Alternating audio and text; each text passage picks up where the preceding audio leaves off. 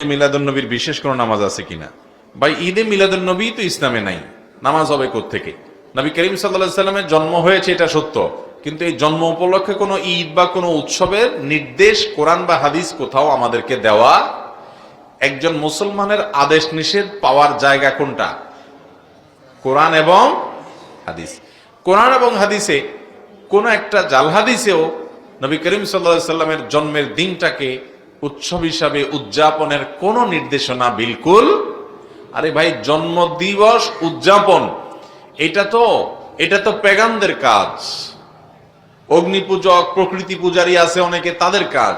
এক সময় খ্রিস্টানরা পর্যন্ত জন্ম দিবস পালন করতো না, পরবর্তীতে সেটা খ্রিস্টানরা ধরছে শুরু করা। ঈসা আলাইহিস সালামের জন্ম দিবস, ক্রিসমাস ডে তারা পালন করে। এদের দেখা দেখে মুসলমানরা চিন্তা করছে তাহলে আমরাও আমাদের নবীর মহব্বত প্রকাশ করি। যারা করে তারা মহব্বতই করেন, তারা নবী সাল্লাল্লাহু আলাইহি ওয়াসাল্লামকে ভালোবেসেই করেন। অথচ নবী সাল্লাল্লাহু আলাইহি সাল্লাম ইহুদি খ্রিস্টানদের অনুকরণ অনুসরণ করতে নিষেধ করেছেন। আমরা সেই কাজই করছি। আমাদের নবীজি নিজে নিজের জন্ম দিবস বছরে একবার এরকম উৎসব করা, এটা তিনি করেন নাই।